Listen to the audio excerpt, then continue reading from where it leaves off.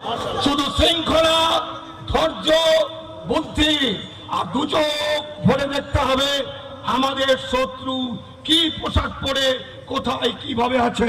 তাই সাবধান হয়ে যান, ভালো থাকবেন, নমস্কার। ওরা ওদের কথা রেখেছে, আমরা কিন্তু নীরব থেকেছি, আমরা মানে বুঝতে পারিনি। যে কারণে শীতকালীন অধিবেশনে মাত্র 2-3 মাস আগে যখন লোকসভায় এই ভয়াবহ বিলটা উত্থাপন হলো, তখন আমার মুসলিম নেতারা চুপ করে বসে থাকলো। কেন কেন তারা তখন থেকে প্রতিবাদ করেনি? তাহলে এতদিনে হয়তো মাত্র 2-5 জনের রক্তে আমাদের এই আইন পরিবর্তন হয়ে যেত, কিন্তু আজ হতে পারে 10,000, 20,000। কিন্তু আমি বিশ্বাস করি 1857 সালে এই মুসলমানরা 56,000 প্রাণ বিসর্জন দিয়েছিলেন, রক্তের গঙ্গা বইয়ে দিয়েছিলেন এই ভারতবর্ষকে স্বাধীন করার জন্য। আপনারা জানেন 2টো আইন পাশ হলো।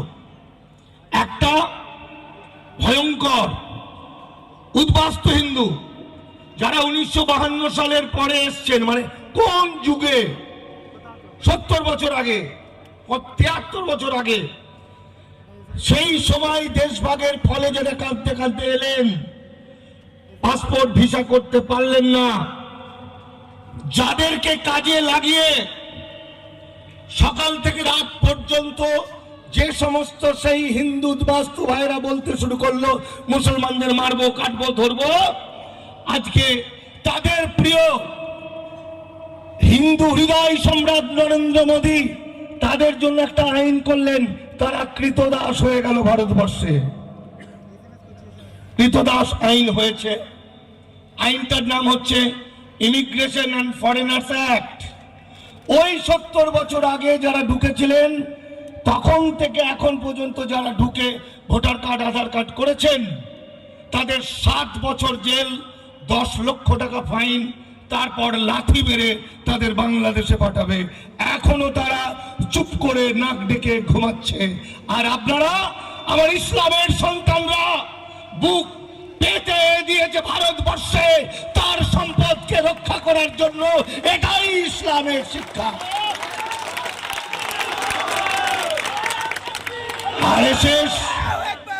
আরএসএস গুরুজি গোলওয়ালকার, এই যে আরএসএস, এদের যে হেড, এই যে ম্যানিফেস্টো যেটা দেখে দেখে চলছে, সেই গোলওয়ালকার বলেছেন মুসলমানরা ভারতবর্ষে জন্মেছেন তাই তার মাতৃভূমি ভারত, কিন্তু পূর্ণভূমি ভারত নয়, পূর্ণভূমি আরব দুনিয়া।